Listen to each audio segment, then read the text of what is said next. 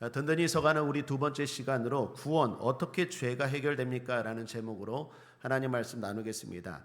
먼저 지난 시간을 점검하고 오늘 말씀을 시작하겠습니다. 지난 시간에 내가 왜 죄인입니까? 라는 제목으로 은혜를 나누었죠. 이유는 선악과 사건 때문이라 라고 했습니다. 간교한 사탄이 뱀으로 변장해 하와, 최초의 인간인 하와를 유혹했죠. 그리고 하나님이 먹지 말란 선악과를 먹게 했습니다. 결국 하와는 그 꾀임에 넘어가서 선악과를 먹었습니다. 죄는 말씀에 대한 불순종입니다. 그것이 근본적인 죄의 시초라고 했습니다. 이후 죄는 전염되었습니다. 선악과를 따먹은 하와는 자기만 먹지 않았습니다. 자기 남편에게도 주었습니다. 그것은 죄가 점점 확산된다라는 것입니다. 이후 인간의 본성에는 자연적으로 죄성이 생기게 되었다라고 했습니다. 여기서 질문. 우린 선악과 먹지 않았는데요. 나는 선악과 먹지 않았는데 내가 왜 죄인입니까? 아담과 하와가 먹었지 우리가 먹었습니까? 아담과 하와가 대한민국 사람입니까? 그 증거로 그 질문에 대한 답으로 대표성과 죄악성을 예로 들었습니다. 아담과 하와는 인간을 대표한다고 했습니다. 그러므로 그들이 먹은 것이 곧 우리가 먹은 게 됩니다. 예를 들어 대한민국 축구 대표 선수들이 국제대회에 나가서 이겼습니다. 그럼 뭐라고 말합니까? 그 사람들만 이긴 겁니까? 우리가 이겼다고 말하죠. 우리나라가 이겼다고 말하죠. 마찬가지로 아담과 하와가 먹은 것이 곧 우리가 먹은 것입니다. 또 하나 죄악성입니다. 인간은 태어나자마자 보십시오. 이기적이고 죄된 본성을 가지고 있습니다. 아이들도 착하고 선한 것 같지만 가르쳐 주지도 않았는데 싫어, 안 해, 내 거야 이런 것들 말합니다. 그런 걸 보면 인간은 태어날 때부터 죄성을 가지고 있습니다. 성경 구약 성경 에레미야 17장 9절을 보십시오. 만물보다 거짓되고 심히 부패한 것은 마음이라 누가 능히 이를 알리오마는. 솔직히 우리 마음 안에 얼마나 악한 것들이 많습니까? 그것은 최초의 인간인 아담과 하와의 죄성이 우리 가운데 계속 흘러오고 있다라는 증거입니다. 그러므로 우리도 죄인입니다. 그렇다면 세 번째로 죄는 어떤 결과를 가져왔냐라는 것입니다. 한마디로 말하면 고통입니다. 아담과 하와는 죄를 짓고 에덴 동산에서 쫓겨났죠. 그리고 그들에게 임한 건 기쁨 대신 고통이었습니다. 수고의 고통이었습니다. 땀 흘려야 됩니다. 옛날에는 이렇게까지 일해서 먹지 않았습니다. 그런데 이제는 일해야 됩니다. 죽어라고 일해도 잘 안 됩니다. 그게 바로 죄로 인한 고통입니다. 여자들은 아기를 낳는 고통이 생겼습니다. 삶의 고통이 찾아왔습니다. 각종 질병들의 고통이 있습니다. 뿐만 아니라 죽음의 고통도 생겼죠. 죄 짓기 전에는 죽음이라는 게 없었습니다. 그런데 죄 짓고 나서 너가 흙이니 흙으로 돌아가리라. 죽음이라는 고통, 그리고 그 이후에 심판이라는 고통이 찾아왔다라는 것입니다. 그렇다면 여기서 질문 세 가지. 하나님은 왜 선악과를 만들어 놓으셨습니까? 선악과 자체를 안 만들어 놓았다면 인간은 따먹지도 않았을 것이고 죄도 이 땅에 들어오지 않았을 텐데요 라고 질문할 수 있다고 했죠. 답은 뭡니까? 사랑입니다. 하나님이 인간을 사랑하셨습니다. 그 증거로 자유를 주셨습니다. 온전한 인격체로 만들었다라는 것입니다. 결코 로봇으로 만들지 않았습니다. 왜요? 사랑하시기 때문에. 여러분, 로봇과는 사랑이 안 되죠. 왜 그렇습니까? 자유가 없기 때문입니다. 예를 들어서 여러분이 열심히 일하고 집으로 퇴근했어요. 들어갈 때 아내가 아니면 아이들이 왔어요. 여보 수고했어요. 그럼 어떻게 해요? 사랑이 느껴지죠. 왜요? 그들은 생명이고 자유가 있기 때문에. 그런데 로봇가 오셨습니까? 수고하셨습니다. 이게 위로가 됩니까? 물론 조금 위로는 되겠지만 위로가 됩니까? 내가 그렇게 하도록 작동시켜 놓은 건데 그게 무슨 위로가 돼요? 최소한 생명이 있고 자유가 있는 강아지라도 와서 꼬리를 흔들어야 위로가 되는 거 아니에요? 사랑이라는 건 자유가 있어요. 하나님은 우리에게 자유를 주셨어요. 그 자유를 가지고 하나님을 선택하도록 하나님은 원하신 거예요. 왜요? 사랑하기 때문에. 하나님도 인간을 그렇게 사랑하기 때문에. 로봇처럼 조종해 놓는 게 아닙니다. 사랑하기 때문에 자유를 주셨다라는 것입니다. 그럼 또 하나의 질문.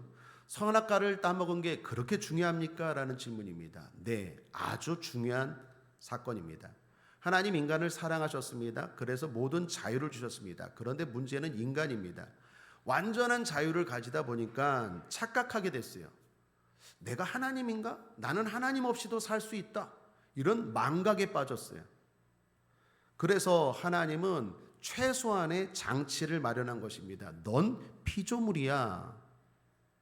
넌 아무리 자유가 주어지고 네 마음대로 다 되는 것 같지만 넌 피조물이라는 걸 잊지 마라. 그게 바로 선악과예요. 다 먹어도 좋다. 그런데 이것만은 안 된다. 아주 최소한의 장치 선악과를 만들어 놓은 거예요. 사실 하나님은요 반대로 할 수도 있어요. 하나님이 이렇게 말했다고 생각해 보십시오. 다 먹으면 안 된다. 선악과만 먹어라. 그래도 인간 입장에서는 땡큐예요. 감사입니다. 그런데 하나님은 우리를 사랑하셔서 다 먹어라. 그런데 이것만 먹지 마라. 그런데 그 인간이 그 욕심이 많아서 그것마저 먹겠다는 거예요. 이건 하나님 입장에서는 도저히 용서가 안 되는 거예요. 넌 피조물이라는 최소한의 장치를 마련했는데 그것마저 먹겠다고 한다면 그건 하나님 입장에서는 결코 안 되는 것입니다. 선을 넘는 일입니다. 사랑하는 여러분, 탐욕은 선을 넘는 일이에요. 그 선은 절대 넘지 말아야 될 고통의 선입니다. 그렇다면 오늘날의 선악과가 뭡니까? 하나님의 말씀이고 대표적인 게 주일 성수와 11조예요. 주일 성수는 시간의 선악과고 11조는 물질의 선악과예요. 네 시간 다 가져라. 그러나 주일만은 내 날이다. 예배해라. 그런데 우리는 어때요? 다 가졌으면서도 이것도 내가 가지려고 해요. 하나님 입장에서는 선을 넘는 일이에요. 네 물질 네가 버는 것 같지 내가 다 줬지만 자유롭게 마음대로 써라. 그러나 나를 인정하고 기억하고 최소한의 11조를 드려라. 그런데 그것마저 먹겠대요. 선을 넘는 일이에요. 그럼 어떤 일이 일어납니까? 고통이 찾아와요. 잘 되는 것 같지만 결코 잘 되지 않아요. 고통이 찾아와요. 그래서 선지서들 이사야, 에레미야, 에스겔, 하박국, 말라기 이런 선지자들을 보면 항상 이스라엘이 잘못할 때 두 가지를 꼭 언급해요. 너희가 하나님의 나를 어겼다. 너희가 하나님의 것을 도적질했다. 우리가 언제 그런 거 했습니까? 그러면서 항상 주일과 11조를 지적하는 거예요. 그러므로 사랑하는 여러분, 저와 여러분은 계속해서 복되게 살아가길 바랍니다. 자, 그렇다면 세 번째 질문, 하나님은 인간을 사랑하신다는데 그 형벌이 너무 가혹한 것 아닙니까? 에덴 동산에서 쫓겨내시고 그 너무한 거 아닙니까? 그 큰 고통을 허락하십니까? 인간 입장에서는 그럴 수 있죠. 그러나 하나님 입장에서 보십시오. 하나님에게는 공의라는 게 있습니다. 그 공의는 흔들리지 않아야 돼요. 그래야 진리가 됩니다. 여러분, 사랑한다고 저 사람 내가 안다고 빽이 있다고 봐주고 취소하면 이 공정과 공의가 무너지죠. 그래도 하나님은 인간을 사랑하셔서 최소한의 공의를 지키셨어요. 그래서 인간을 죽이지 않으셨습니다. 여러분, 우리가 지난번에 창세기 볼 때 하나님 뭐라고 말씀하셨습니까? 선악과를 먹지 말라. 먹는 날에는 정령 죽으리라. 그런데 질문, 아담과 하와가 죽었습니까? 안 죽였어요. 그냥 쫓아만 내셨지. 무슨 말입니까? 그토록 하나님은 사랑하신 것 뿐만 아니라 쫓아내신 다음에 바로 다시 회복할 수 있는 방법까지 마련해 놓으셨습니다. 그 방법이 바로 예수님이셨죠. 창세기 3장 15절에 우리가 흔히 말하는 원복음이라고 하는 말씀이죠. 내가 너로 여자와 원수가 되게 하고 너의 후손도 여자의 후손과 원수가 되게 하리니 여자의 후손은 내 머리를 상하게 할 것이요 너는 그의 발꿈치를 상하게 할 것이니라 하시고, 이것이 십자가와 부활 사건입니다. 그러므로 예수님을 통한 구원은 갑자기 생겨난 게 아니라 태초부터 죄를 지은 순간부터 하나님이 마련해 놓으신 것입니다. 이것이 하나님의 방법입니다. 자, 이게 중요한데 한번 따라하겠습니다. 이것이 하나님의 방법입니다.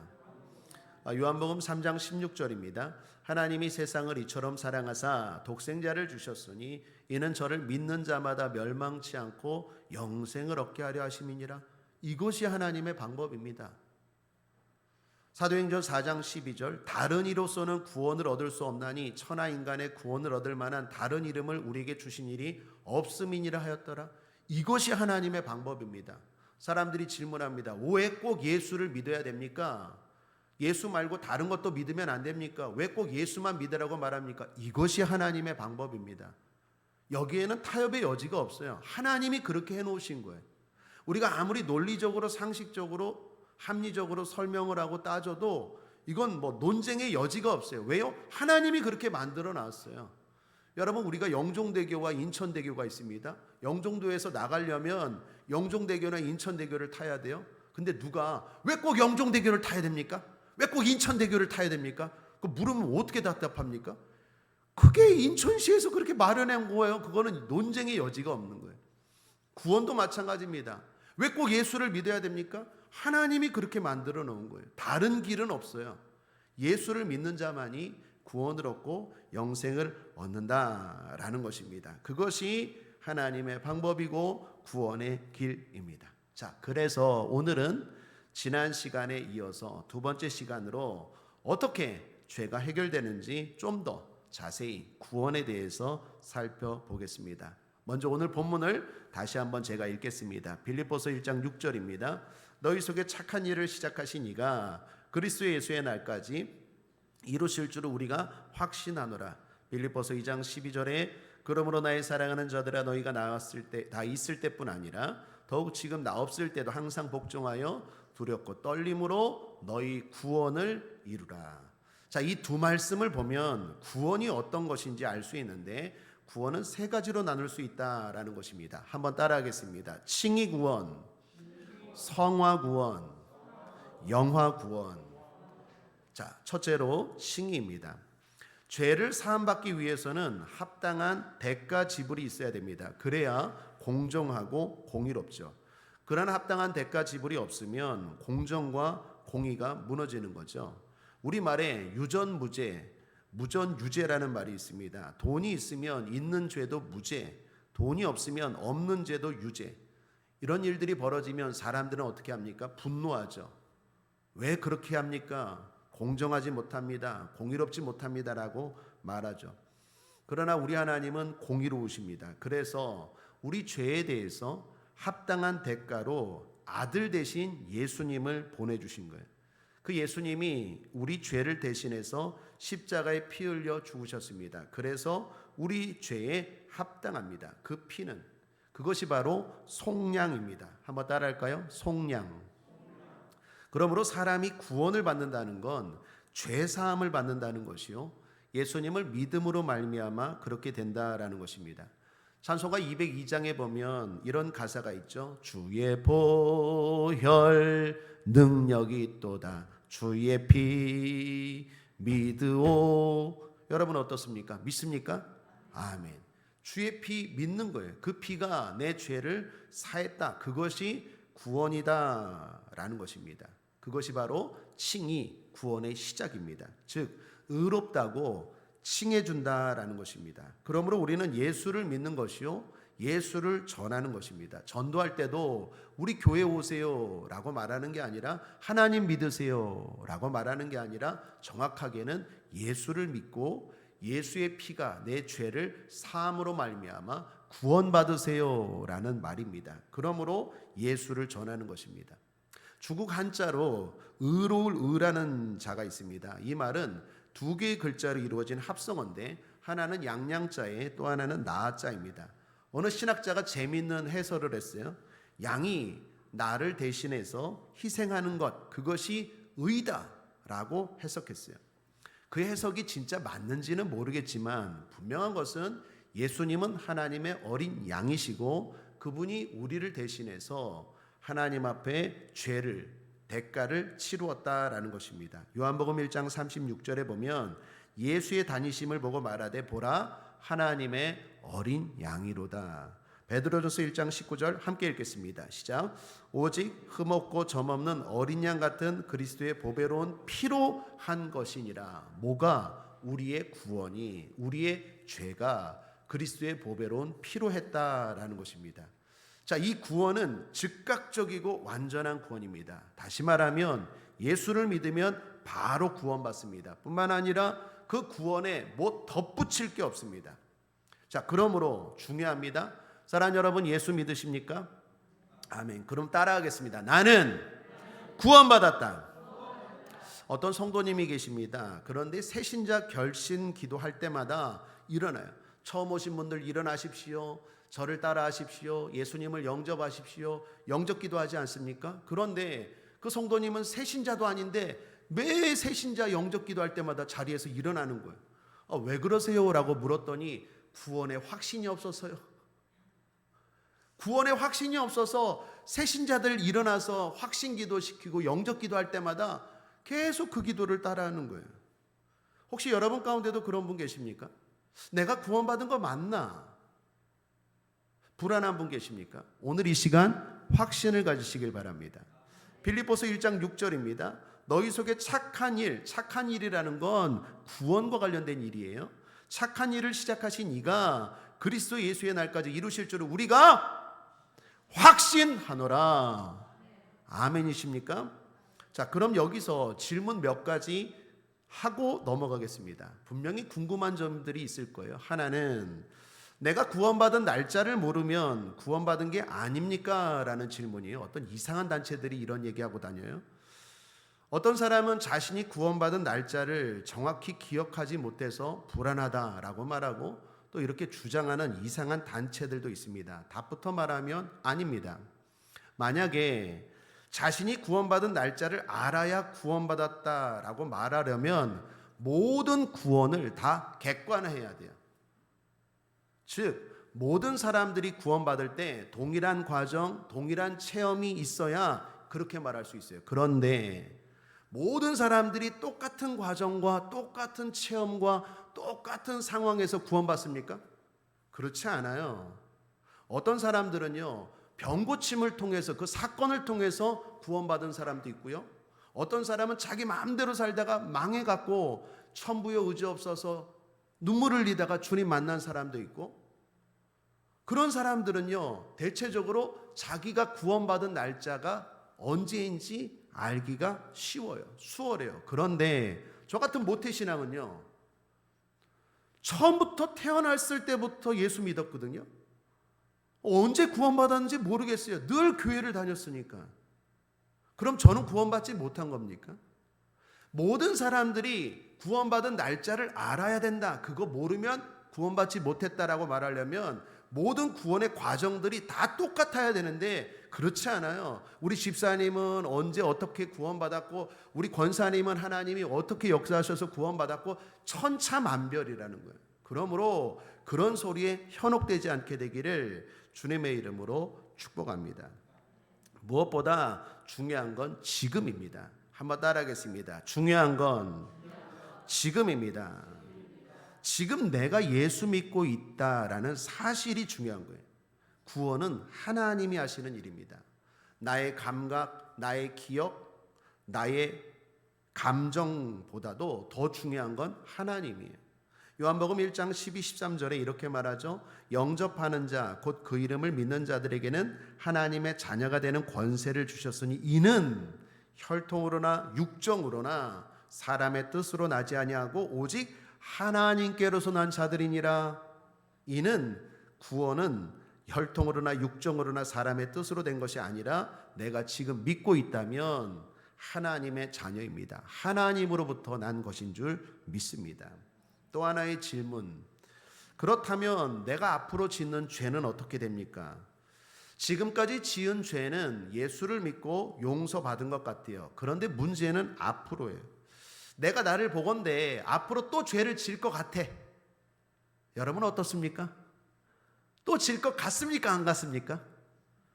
오늘 예배 드리고 또 죄 지을 겁니까? 안 지을 겁니까? 또 지을 것 같죠? 이 질문이에요.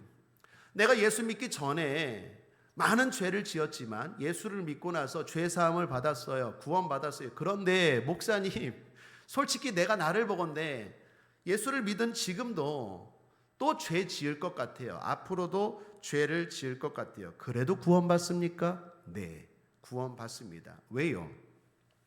구원은 근본적인 죄를 말한다 했어요. 죄는 근본적인 죄와 윤리적인 죄, 지엽적인 죄가 있다 그랬죠. 우리가 암으로 제가 지난 시간에 설명했죠. 암도 뿌리가 되는 암이 있고 퍼진 암이 있는 것처럼 하나님 앞에 구원받는 죄는 근본적인 죄를 말합니다. 근본적인 죄. 뿌리가 되는 죄입니다. 구원은 일단 뿌리가 되는 그 근본적인 죄를 해결한 것입니다. 그러므로 내가 짓는 그 윤리적인 죄에 대해서 의해서 소멸되지 않습니다. 물론 구원받은 저와 여러분은 윤리적으로 착하게 살아야 돼요. 예수 믿기 전보다 더 착하게 살고 선하게 살고 더 사람들에게 본이 되어 살아야 돼요. 그러나 그렇지 못한다 해서 내 구원이 소멸되는 게 아니에요. 이런 행위가 구원의 조건이 아닙니다. 사실 구원받는 조건이 처음부터 뭐였습니까? 내 행위였습니까? 아니에요. 내가 잘해서 구원받았습니까? 아닙니다. 사도 바울이 유명한 말을 했죠. 로마서에서. 중요한 말씀입니다. 로마서 5장 6절, 로마서 5장 8절, 로마서 5장 10절. 우리가 아직 연약할 때에, 우리가 아직 죄인 되었을 때, 곧 우리가 아직 원수 되었을 때, 우리 한번 따라할까요? 내가 아직 연약할 때에, 내가 아직 죄인 되었을 때, 내가 아직 원수 되었을 때. 무슨 말입니까? 내가 철저하게 희망이 없을 때 하나님이 강권적으로 하나님의 은혜로 구원받은 거지, 내가 뭘 좀 잘해서 남들보다 뭐 뛰어나고 잘한 게 있어서 하나님이 날 구원한 게 아니에요. 구원의 조건이 행위가 아니라 은혜였어요. 그러므로 이후로도 마찬가지입니다. 내 행위에 의해서 구원이 결정되는 게 아니에요. 물론 착하게 살아야 됩니다. 그게 다음 시간, 이 이후 시간에 살펴볼 성화 구원인데, 그 행위로 말미암아 우리의 구원이 사라지지 않는다라는 것입니다. 설령 앞으로 넘어지고 죄지어도 여러분은 구원받은 자임을 의심하지 않게 되길 바랍니다. 주님도 말씀하십니다. 요한복음 10장 28절에 내가 저희에게 영생을 주노니 영원히 멸망치 아니할 터이요 또 저희를 내 손에서 빼앗을 자가 없느니라. 할렐루야. 하나님이 저와 여러분 붙잡아주고 계신 줄 믿습니다. 이것이 신학적으로 견인이라고 하는 거예요. 하나님의 우리를 붙잡아 주시고 인도하신다라는 것입니다. 우리의 구원에 대해서는요, 확실한 도장까지 찍었어요. 에베소서 1장 13절 함께 읽죠. 시작. 그 안에서 너희도 진리의 말씀 곧 너희의 구원의 복음을 듣고 그 안에서 또한 믿어 약속의 성령으로 인치심을 받았으니, 성령으로 쾅 도장까지 찍었다라는 것입니다. 자, 그럼 또 하나의 질문. 그럼 예수 믿다가 안 믿은 사람은 어떻게 된 것입니까? 그러면서 가룟 유다를 예로 말합니다. 구원은 사라지지 않는다고 했는데, 한 번 구원은 영원한 구원이라고 했는데, 가룟 유다를 보십시오. 예수님을 따라다녔던 가룟 유다, 예수님을 믿고 제자까지 되었는데 그 사람은 지옥 가지 않았습니까? 한 번 구원은 영원한 구원이라고 했는데, 뿐만 아니라 제 옆에 사는 사람은 옛날에 교회 열심히 다니고 구역장까지 했는데 지금은 교회 다니지도 않고 오히려 교회 다니는 사람을 욕하던데요. 지금은 술도 많이 먹고 맨날 그냥 교회 막 욕하고 다니던데요. 그리고 그 사람은 옛날에는 그렇게 예수 잘 믿다가 지금은 저렇게 된 사람은 어떻게 된 겁니까? 여러분, 이런 질문들 받죠. 그것은 답부터 말하면 믿다가 안 믿은 게 아니라 처음부터 안 믿은 거예요. 여러분, 이게 중요합니다. 한번 따라하겠습니다. 믿다가 안 믿은 게 아니라 처음부터 안 믿은 겁니다. 자, 가룟 유다에 대해서 설명하면, 가룟 유다는 분명 지옥 갔어요. 주님이 유다에 대해서 이렇게 말씀합니다. 마태복음 26장 24, 25절에 인자는 자기에게 대하여 기록된 대로 가거니와 인자를 파는 그 사람에게는 화가 있으리로다. 그 사람은 차라리 나지 아니하였다면 제게 좋을 뻔하였느니라. 예수를 파는 유다가 대답하여 가로되 라삐여 내니이까 대답하시되 내가 말하였도다 하시니라.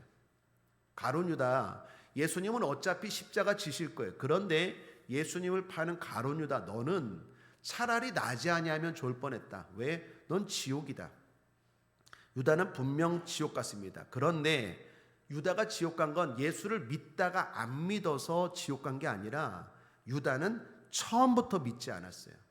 요한복음 6장 64절을 보시면 그러나 너희 중에 믿지 아니하는 자들이 있느니라 하시니 이는 예수께서 믿지 아니하는 자들이 누구며 자기를 팔 자가 누군지 처음부터 아심이러라.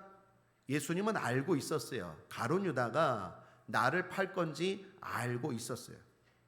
요한복음 6장 70절 71절을 보십시오. 예수께서 대답하시되 내가 너희 12를 택하지 아니하였느냐 하시니 그러나 너희 중에 한 사람은 마귀니라 하시니, 이 말씀은 가롯 시몬의 아들 유다를 가리키심이라.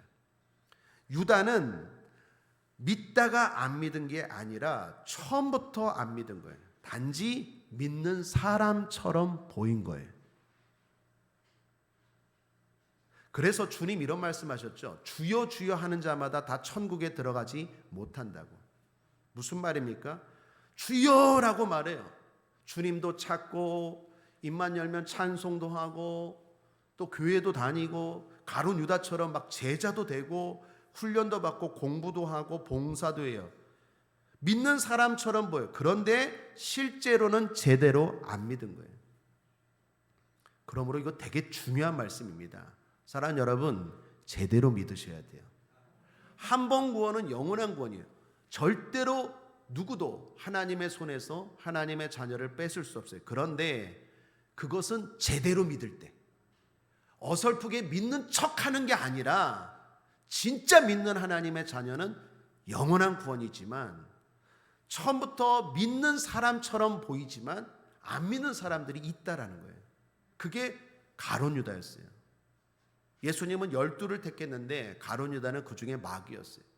예수님은 가룟 유다가 끝까지 변화되길 바랬지만 가룟 유다는 그렇지 못했다라는 것입니다. 그러므로 진짜 믿어야 돼요. 그런데 이거 언제 알 수 있습니까? 마지막에 알 수 있어요. 지금은 몰라요. 지금은 저 사람이 안 믿는 것 같아요. 그런데 어느 순간 믿는 사람이 될 수 있어요. 반대로 저 사람이 믿는 사람 같아요. 교회에서 직분도 받고 봉사도 하고 열심히 해요. 그런데 마지막에 넌 마귀니라 주님 말씀할 수 있어요. 안 믿은 사람도 분명히 나와요. 대단히 이건 심각하고 중요하고 두려운 말씀입니다. 그러므로 사랑하는 여러분, 저 사람이 믿는지 안 믿는지 그것이 중요한 게 아니라 나의 구원에 집중하는 저와 여러분 되기를 바랍니다. 자, 그럼 또 하나의 질문. 그럼 구원받았으니까 이제 마음대로 살아도 되겠네요?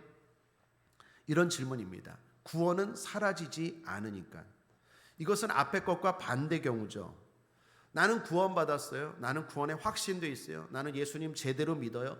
예수님 말씀대로 살고 내 진짜 마음으로 예수님 영접하고 나는 하나님의 자녀예요. 난 분명히 오늘 죽어도 천국이에요. 그러므로 나는 앞으로 마음대로 살고 내 마음대로 살고 그렇게 살아도 나는 구원이 사라지지 않겠네요. 여러분 어떻습니까? 이건 논리적으로는 맞지만 현실적으로는 틀려요. 즉 구원받아 진짜 하나님의 자녀가 되면 현실적으로 그렇게 살 수가 없어요. 그 구원이 진짜라면 절대로 그렇게 될 수가 없어요. 이거는 마치 빛이, 나는 빛이 안 날 거야. 난 이제 어둠으로 살 거야. 그게 됩니까? 안 돼요. 아무리 작은 빛이라도 빛은 날 수밖에 없어요. 또 하나, 소금이 나는 이제부터 맛을 안 낼 거야. 됩니까? 아니요. 소금이라면 반드시 짜요. 자기가 안 낸다고 해도 근본적으로 짤 수밖에 없습니다. 마찬가지로 내 구원이 진짜라면, 내가 정말 하나님의 자녀라면 나는 이제부터 많은 죄를 짓고 내 마음대로 살고 내 원하는 대로 살고 내 뜻대로 살고 내가 하고 싶은 대로 살고 그렇게 될 수가 없어요. 반드시 마음에 거리낌이 있고 충돌이 있어요. 하나님이 그대로 내버려 주지 않아요. 현실적으로 불가능합니다. 그리고 무엇보다도 이렇게 질문하는 건 구원 그 다음을 몰라서 그런 겁니다. 그런 의미에서 둘째로 성화 구원입니다.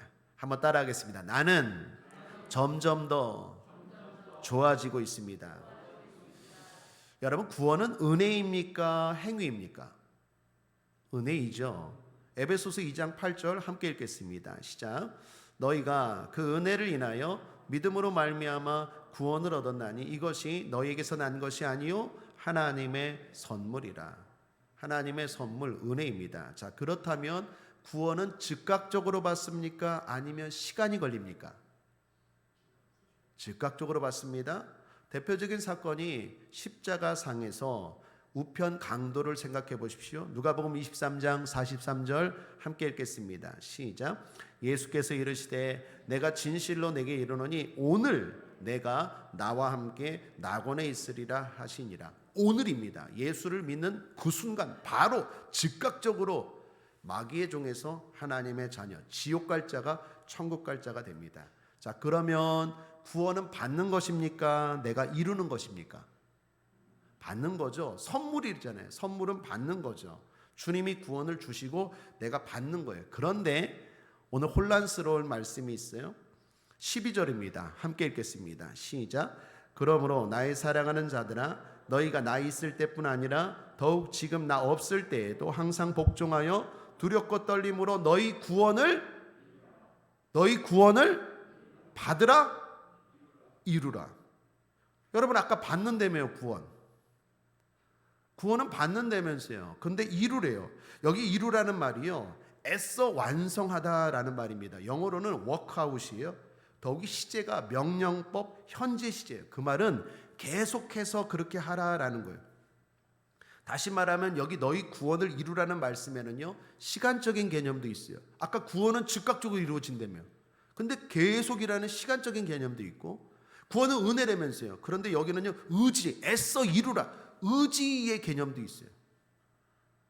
여러분 우리는 구원이 즉각적으로 이루어진다 생각했습니다. 은혜로 믿음으로 구원받는다 생각했습니다. 내 노력과 공로가 필요 없다 생각했는데 오늘 본문을 보니까 혼란스러워요. 그렇다면 뭐가 맞는 겁니까? 앞서 말씀드린 게 맞습니다. 구원은 은혜입니다. 하나님의 선물입니다. 구원은 즉각적입니다. 내가 믿음으로 믿는 순간 바로 이루어집니다. 뿐만 아니라 구원은 내 행위에 의해서 주어지는 것이 아니라 믿음으로입니다. 더욱이 내 행위 때문에 구원이 사라지는 것도 아니라고 했어요. 한 군데 성경 한 구절만 더 소개하면 로마서 8장 39절입니다. 함께 읽죠. 시작. 높음이나 깊음이나 다른 아무 피조물이라도 우리를 우리 주 그리스도 예수 안에 있는 하나님의 사랑에서 끊을 수 없으리라. 한번 따라하겠습니다. 한 번 구원, 영원 구원. 한 번 구원은 영원한 구원이에요. 절대로 누구도 끊을 수 없습니다. 물론 아까 말한 것처럼 제대로 믿을 때. 자, 그렇다면 오늘 성경에서 말하는 구원은 무엇입니까? 이게 중요한데 영광스러운 구원을 말하는 겁니다. 한번 따라하겠습니다. 나는 나의 구원이 영광스럽기를 원합니다. 그것이 바로 성화 구원입니다. 여러분 오늘 성경은 빌립보서죠. 즉 빌립보 교회 성도들에게 보낸 편지, 성도들에게 주신 말씀입니다. 대상자가 불신자가 아니라 신자입니다. 그들에게 너희 구원을 이루라라고 말한 것은 너희 구원이 영광스러운 구원이 되게 하라라는 것입니다. 빌립보 교회 성도들은 이미 구원 받았어요. 예수 믿고 구원 받았어요. 그러므로 바울이 말하는 건 지금 천국 가느냐 못 가느냐의 구원을 말하는 게 아니에요. 천국 분명히 갑니다. 그런데 어떤 열매를 가지고 주님 앞에 서느냐, 지금 그 얘기를 하는 거예요. 여러분 이건 우리도 마찬가지입니다. 누구나 예수를 믿음으로 천국에 갑니다. 이건 공통적인 사실이지만 주님 앞에 어떤 평가를 받느냐는 다 달라요. 바울은 지금 이 구원을 말한 거예요. 이게 바로 성화 구원입니다. 여러분 그래서 바울은 빌립보서 3장 12절에 이렇게 말했죠. 내가 이미 얻었다 함도 아니요 온전히 이루었다 함도 아니라 오직 내가 그리스도 예수께 잡힌 바 된 그것을 잡으려고 쫓아가노라. 잡으려고 쫓아가노라. 바울은 이미 구원 받았어요. 구원 받았는데 왜 열심히 쫓아갑니까?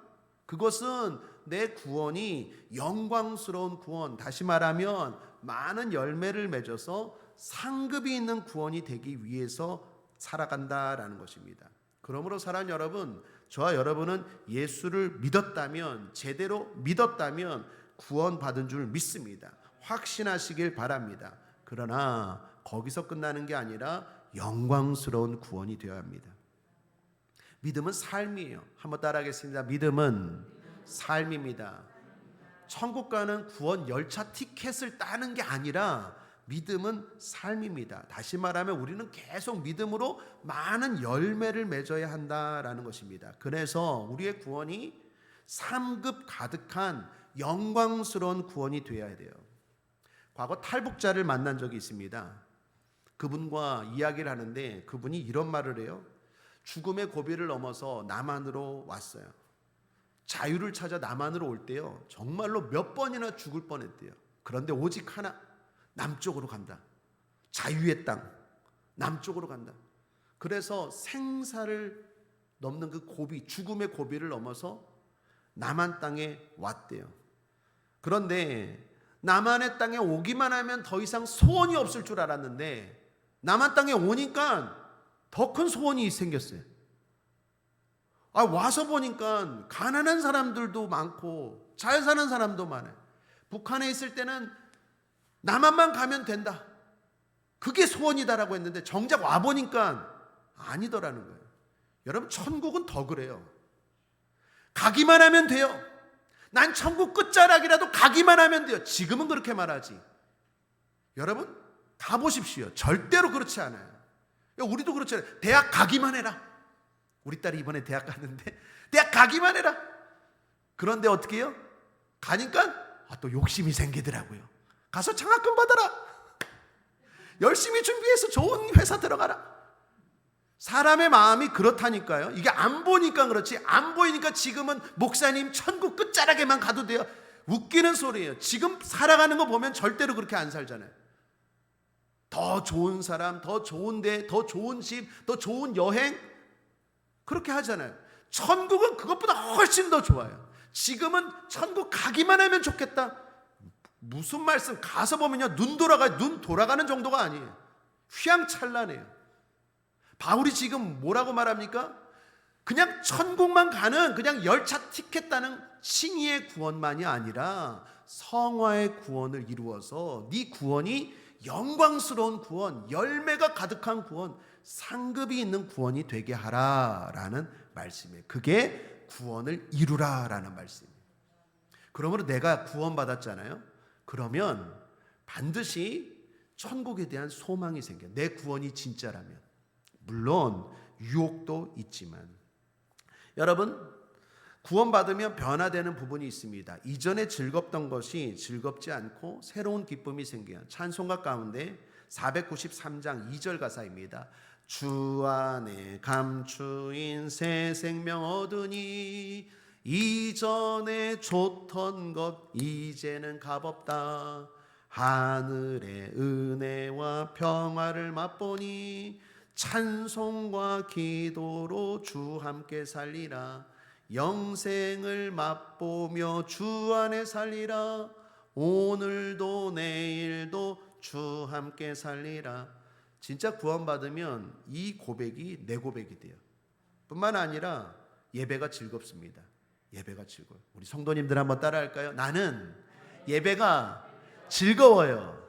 진짜? 예배가 즐거워요. 내가 구원받았잖아요. 예배가 즐거워요.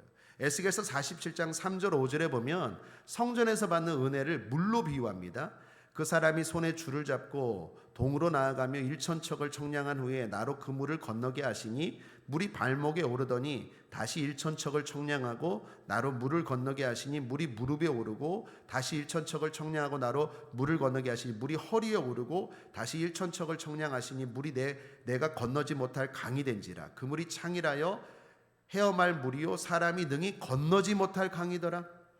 여기 발목, 무릎, 허리, 헤엄칠 물, 헤엄도 못 칠 강까지 점점 차가요. 이게 성전에서 은혜를 말하는 거예요. 우리 성도님들은 은혜가 풍성히, 예배 드릴 때마다 은혜가 풍성히 임하기를 주님의 이름으로 축복합니다. 이런 변화가 일어나요. 옛날에는 예배가 따분해요. 예배가 지루해요. 예배가 기쁨이 없어요. 예배가 가면 맨날 졸아요. 그런데 이제 예수 믿고 구원받으면 자연스럽게 변화돼요. 예배가 기쁨이 돼요. 뿐만 아니라 변화되는 게 많습니다. 그러나 노력해야 되는 부분도 있어요. 여러분, 미국의 남북전쟁 때입니다. 링컨이 이끄는 북군이 이겼어요. 그리고 노예를 해방한다는 선언문도 발표했답니다. 그런데 실제로 노예들이 자유를 누린 건 한참이나 세월이 흘러서였다고 합니다. 그것은 백인들이 그 사실을 알려주지 않았대요. 또한 흑인들이 변화를 두려워했기 때문이에요. 여러분, 오늘날 사탄도 마찬가지입니다. 우리는 하나님의 자녀예요. 하나님 안에 새로운 기쁨이 있어요. 그런데 마귀는 계속해서 우리를 불안하게 해요. 우리는 자유하다니까요. 무슨 말입니까? 물질에 자유하십시오. 사고에 자유하십시오. 하나님이 먹여주신대잖아요. 하나님이 지켜주신대. 근데 마귀는 어떻게 해요? 돈 벌어. 그러다 그지대 자꾸 불안하게 해요. 마귀가 하는 짓이. 난 자유인인데 이미 노예가 아니에요. 이미 자유인이 되었는데 자꾸 나를 속여요. 뿐만 아니라 우리 안에도 죄성이 있어서 자꾸 옛날로 돌아가고 싶은 유혹들이 있습니다. 그러므로 예수를 믿고 구원받으면 자연스럽게 변화되는 부분도 있지만 노력해야 되는 부분도 있어요.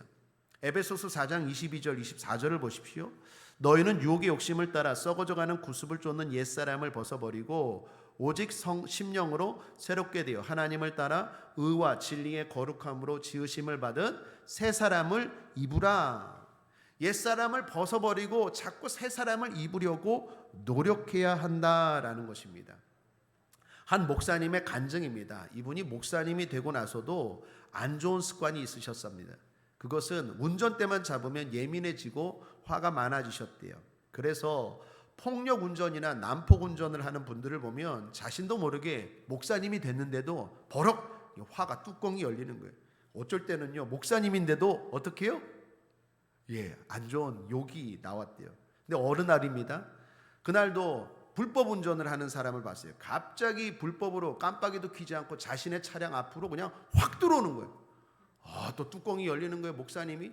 그래갖고 그 옆으로 확 대고 창문을 내리고 하려고 하는데 목사님! 그쪽도 창문을 내리더니 목사님! 우리 교회 안수 집사님이네? 욕을 했으면 어쩔 뻔했어요? 큰일 날 뻔했죠. 목사님이 그때부터 노력했다라는 거예요. 목사가 돼서도 욕을 하면 안 되지. 화를 내면 안 되지. 그렇게 노력해서 어떻게 나중에는 진짜 변화되었다라는 거예요.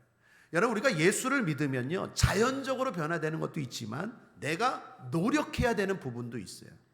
그건 내가 노력해야 됩니다. 내가 노력하려고 하면 주님이 도와주십니다. 히브리서 4장 16절입니다. 그러므로 우리가 긍휼하심을 받고 때를 따라 돕는 은혜를 얻기 위하여 은혜의 보좌 앞에 담대히 나아갈 것이니라. 주님이 도와주세요. 그래서 저 영광스러운 구원, 그냥 천국만 가는 게 아니라 저 영광스러운 천국에서 내가 많은 상급을 누리며 살기 위해서 어떻게 해요? 더 노력하는 거예요.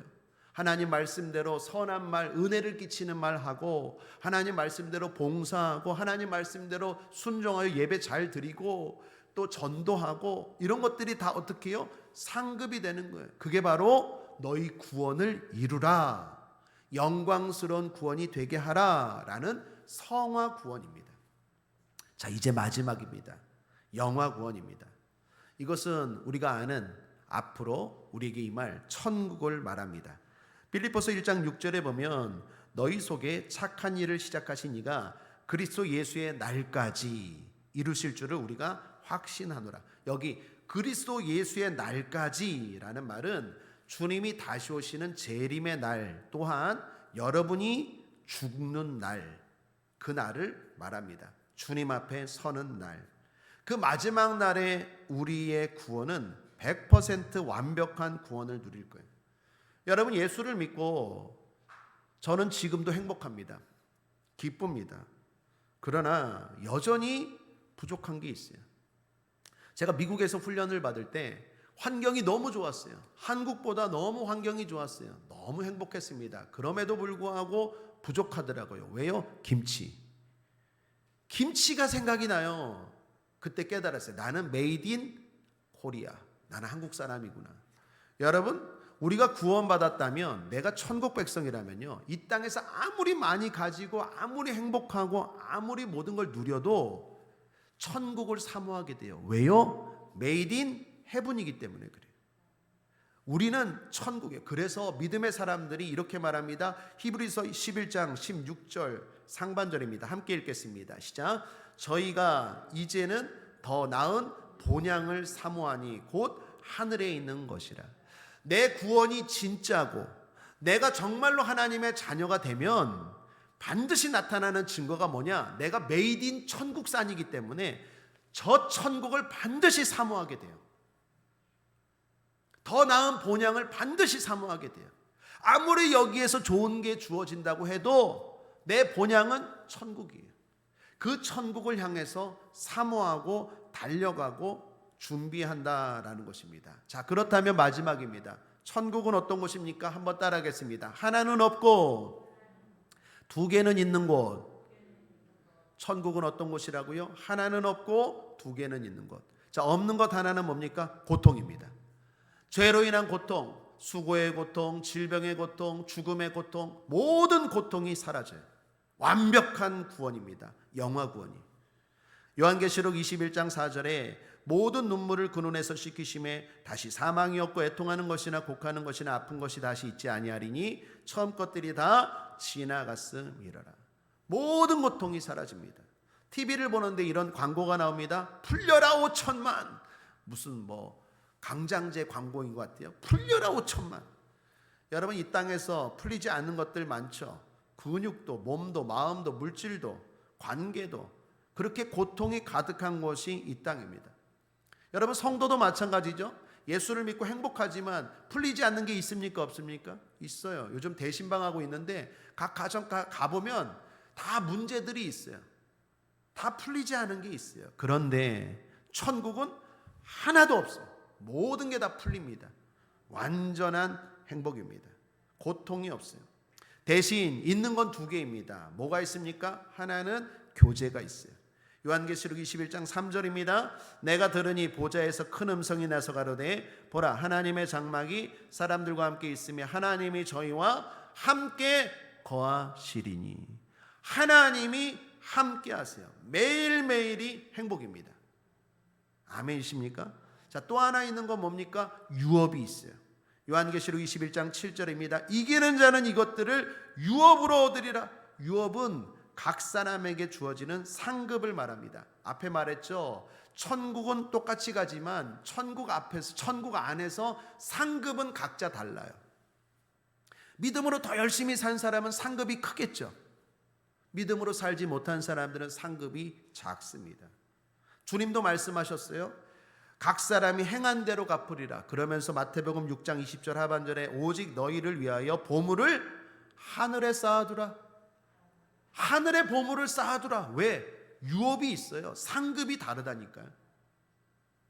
세상 사람들은 그래서 이 땅에서 더 가지려 하지만 우리는 어떻게 해요? 더 심으려 해야 돼요. 한번 따라할까요? 나는 더 갖기보다는 더 심어야겠다. 이 땅에서의 삶은요, 심는 거예요. 바울은 성도가 부활할 때 상급을 말하면서 이렇게 권면합니다. 고린도전서 15장 41절 44절까지 우리 한번 함께 읽어보겠습니다. 시작.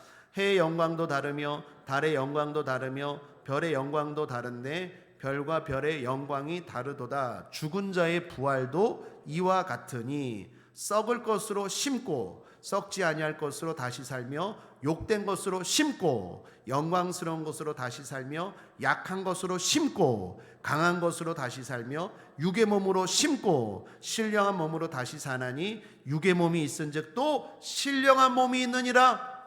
그러니까 이 땅에서의 삶은 다 뭐예요? 심는 거예요. 심는 거.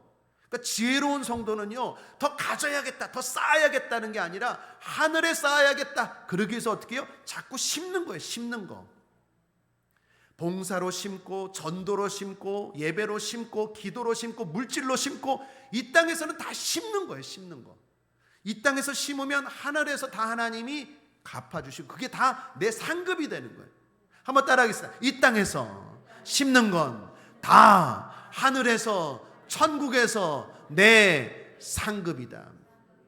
예수 이름으로 어린 소자에게 냉수 한 그릇 대접한 것도 주님이 기억하시고 갚아주신다고 했어요. 그러니까 이 땅에서 내가 주님 때문에 한 모든 것들은요, 하나님이 다 갚아주세요. 그러니까 지혜로운 성도는 어떤 성도입니까? 많이 심는 자겠죠. 많이. 어리석은 성도는 많이 쌓아두는 거죠. 어리석은 거예요. 그거 다 가져갑니까? 죽을 때? 다 놓고 가는데 다 쌓아요. 많이 심어.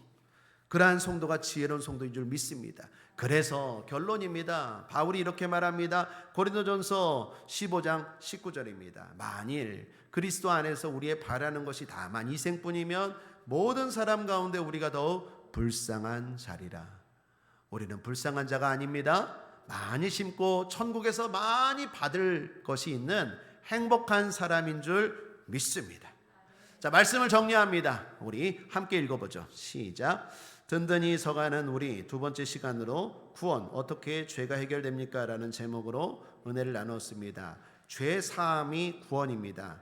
죄는 나를 위해 피 흘려 죽으시고 부활하신 예수님을 믿음으로 해결됩니다. 그리고 그것이 하나님의 유일한 방법입니다. 그 구원은 즉각적이고 완전한 구원입니다. 그리고 그 구원받은 사람은 반드시 하늘의 상급을 바라보고 열매 맺는 삶을 살아갑니다. 그래서 결국 고통은 없고 교제와 유업이 기다리는 영원한 천국에 들어가게 됩니다. 이것이 저와 여러분의 모습인 줄 믿습니다. 예수 승리!